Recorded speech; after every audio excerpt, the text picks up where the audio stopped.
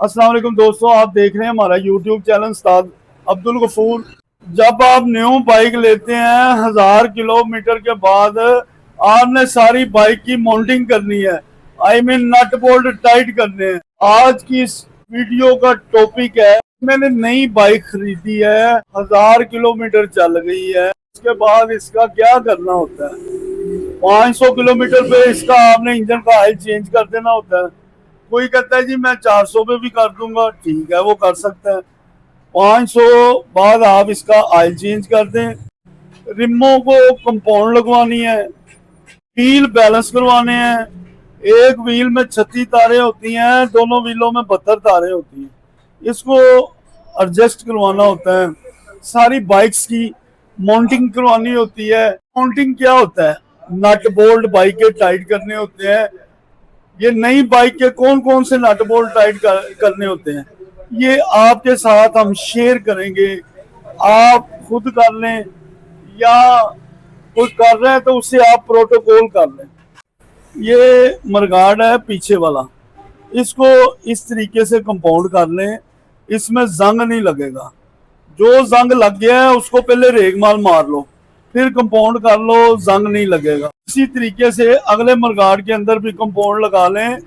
जहां कहीं ये कंपाउंड का कोई निशान आता है तो हल्का सा पेट्रोल लेके कपड़ा मार के, खुशक कपड़ा मार लें।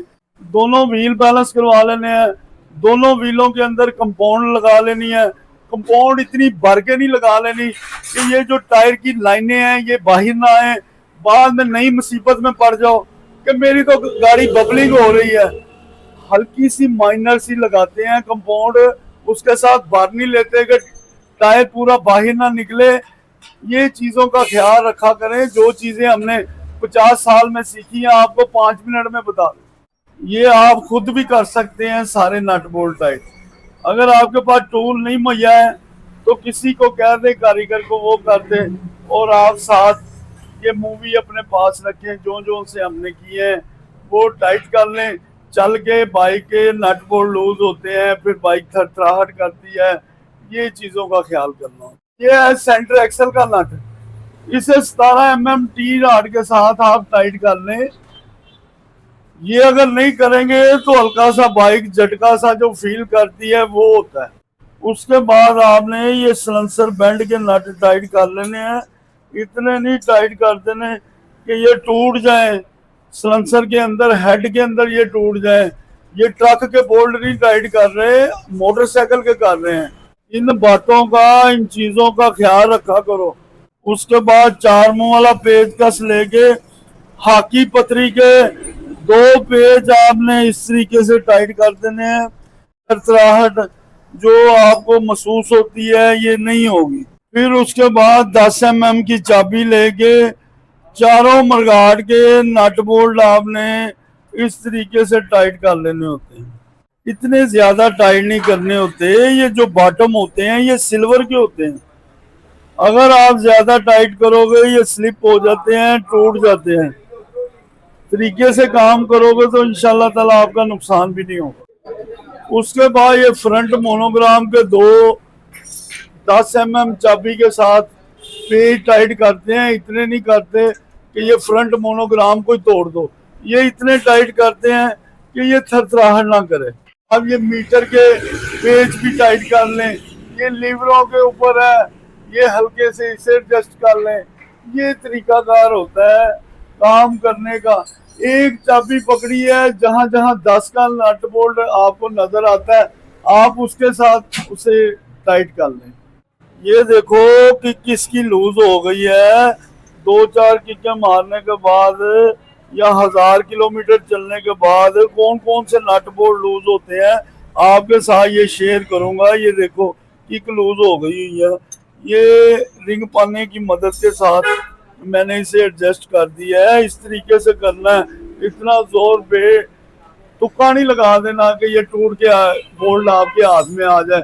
आधा बोल्ट अंदर हो तो आधा आपके हाथ में। इन बातों का ख्याल किया करें। फिर उसके बाद ये सिलेंसर की काली पतरी लगी हुई है, 12 mm चाबी के साथ ये दोनों नट टाइट कर लो। ये फंडिशन का बोल्ट 70 के 2 फंडिशन के बोल्ट होते हैं, 2 इसके नट होते हैं, 14 mm चाबी टी हैंडल के साथ आप इसे टाइट कर लें, आई मीन एडजस्ट कर लें। ये माउंटिंग होती है बाइक की। ये फिर आपने ब्रेक वाला स्प्रिंग जो है इसको यूं करके उतार लें।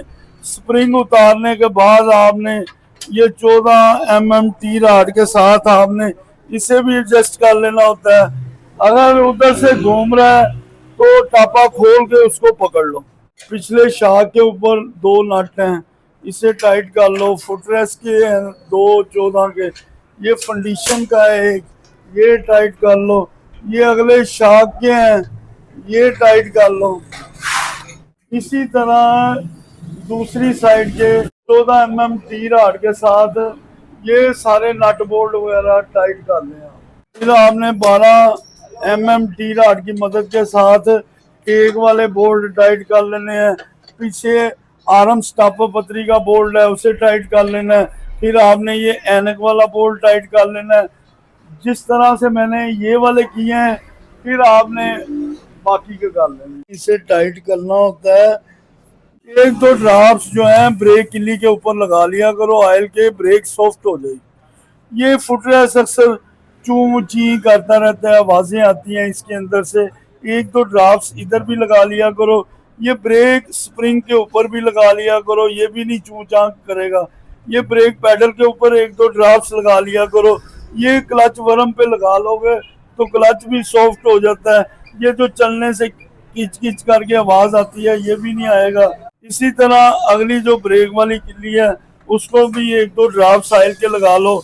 ये सेंटर एक्सल के ऊपर लगा लो, ये फुटरेस्ट के ऊपर लगा लो, ये छोटे स्टैंड के ऊपर लगा लो। ये देखो हैंडल की गोलियां इधर से नजर आ रही हैं। मैंने ये देखो ये उठाया हुआ है, ये सीधा ऑयल हैंडल की गोलियों को मिला है।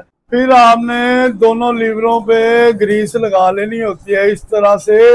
मैं लगाने को ऑयल भी लगा सकता था, ऑयल इसलिए नहीं ऊपर लगाया, जो दोस्त होते हैं वो कपड़े साफ पहन लेंगे, उनके ऊपर कोई 1-2 ड्रॉप्स ना गिर जाएं, उनके कपड़े गंदे ना हो जाएं, ये रीज़न होता है। हमारी वीडियो अच्छी लगी हो हमारे चैनल को लाइक करें, फॉलो करें। जिन्होंने किया है उनका भी शुक्रिया, जो कर रहे हैं उनका भी शुक्रिया। सी यू नेक्स्ट टाइम।